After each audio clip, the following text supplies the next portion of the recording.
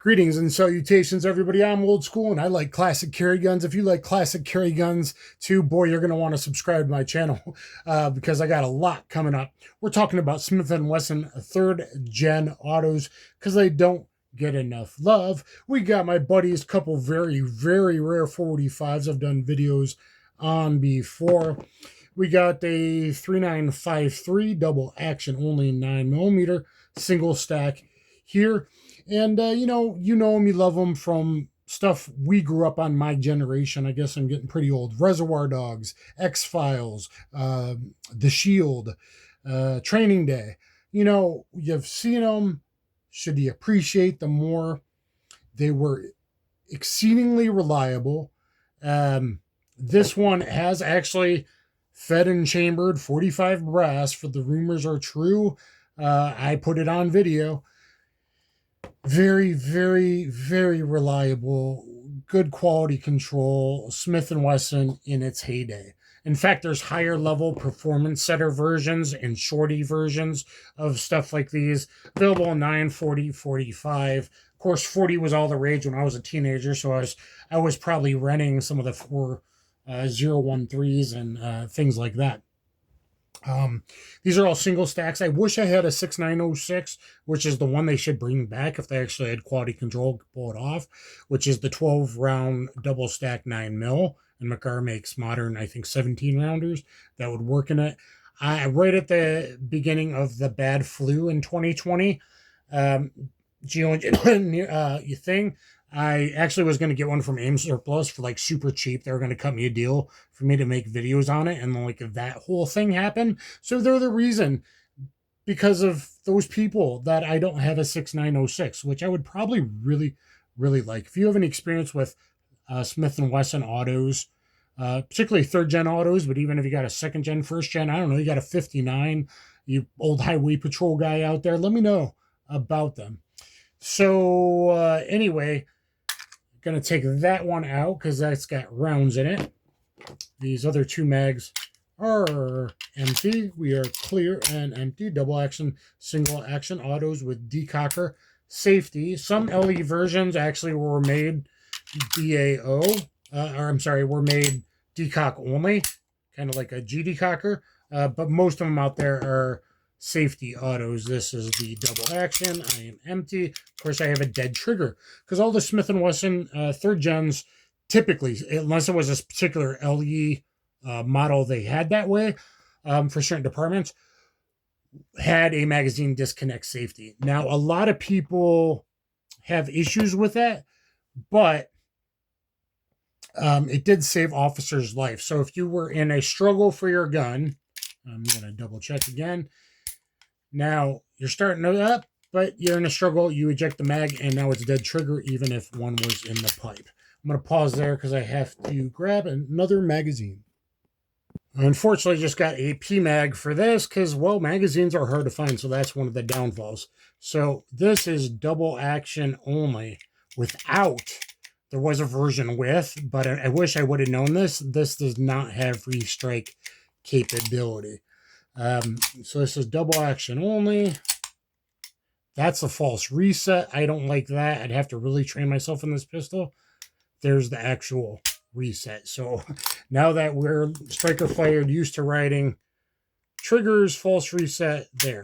So that's what I don't like about this one, though it's very, very thin, kind of the original macro, very, very thin, pretty light. I did weigh it today for the first time. I think it was 29 ounces on the dot.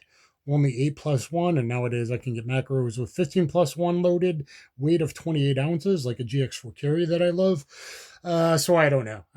I had gotten this to lend to a girlfriend. That didn't work out so good, and I did say it was borrowing. I figured if we made it for a while, who knows? But anyway. Okay, what it was great about them, this is empty, so dead trigger there, bang. So double action, smooth.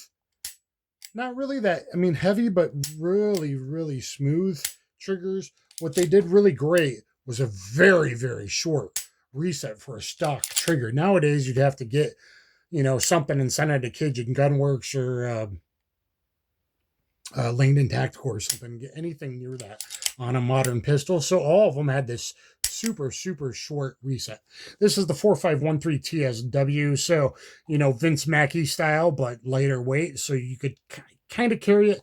8+1 loaded. This is exactly 35 ounces. I just re-verified that. This 8+1, they have 6-round magazines in them, but 8+1 is only 33.7. So the chunky monkey losing the barrel didn't gain a whole lot because of that, probably, I'm guessing, the very heavy, thick-ass grips here. Back in the day, there was a guy doing Big Dog to, like, literally cut these down on a jigsaw, I think, to make it available. This is, like, kind of chunky monkey. But I did, one of my original popular videos was on the CS45, and I did that, and that's how I kind of became friends with HR Funk, because of his very old video on a Chief Special CS45. Was available in 9 with a shorter barrel, and 40 and 45. This is a 3 1/4 barrel. This is a 3.75 or 3 3/4 inch barrel. This is the 4513tsw. Extremely rare, no model, early model, 6-round. Then there was 7 rounds. So this goes back to like 98, 99.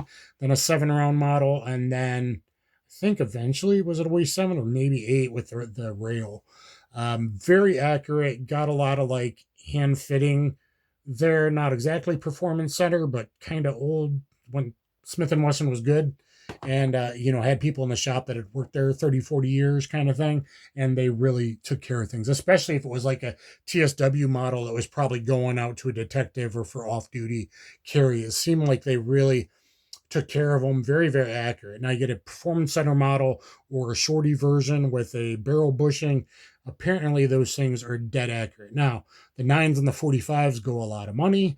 The 40s, you can find good deals on them. Unfortunately, a lot of the ones in this last year have been like really beat up Puerto Rican police turn-ins, something like that. But pretty great pistols. Now, ergonomically, this is very thin. I think a lot of females would like this, and this might be a good old man lazy carry if I can get used to not resetting it. I learned revolvers as an adult. I've been shooting striker fired 9 since I was a teenager, as well as when I used to rent, you know, these kind of pistols. There's no ledge. That really bugs me.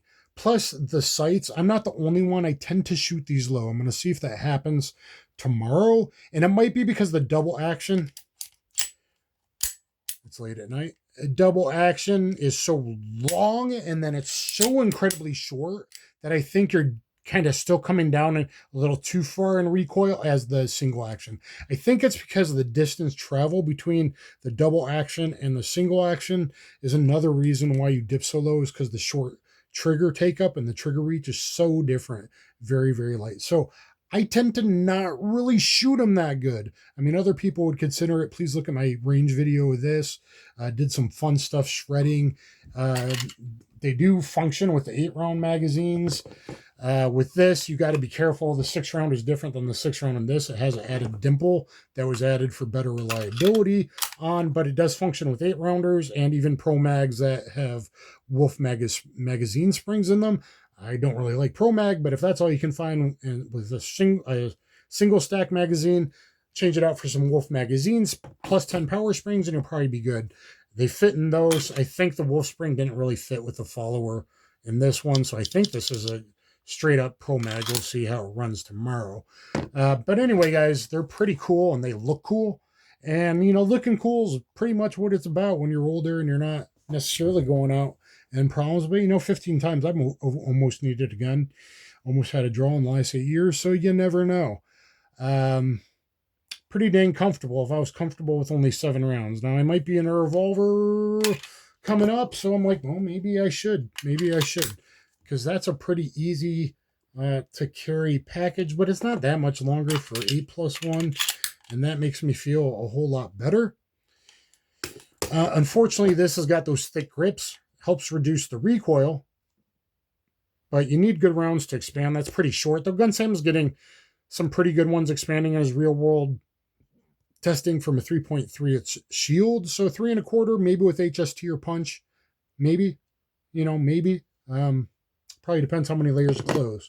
But 45 doesn't shrink. This one was probably a horrible video. I babbled way too much. But anyway, guys, I just kind of had them out. Wanted to show them off before I pack them for the range tomorrow. Please like, share, subscribe. It's late. I'm working. I put out more content than anybody, and yet I can't get any comments. Please comment, guys. I work really hard. I'd really appreciate it. And it fits great in like this Don Hume holster right there. Fits pretty good in this other Don Hume holster right there. Single stack mag can go in there, and then, you know, you're good to go. Let me know what you think, guys, of Smith & Wesson autos. It'd be great if they made classics like this again, you know, aluminum frame carry guns, hammer fired awesome carry guns. That sure would be cool. Check out the videos I have on all of these. And this is the most safe carry gun I could get for like a first-timer girlfriend kind of thing. I didn't give it to her, so I got it back because I said, hey, I was lending that out. I think she managed to keep one of the magazines, which sucks, but let me know what you guys think below, and I'll catch you guys on the flip side. Kaboom.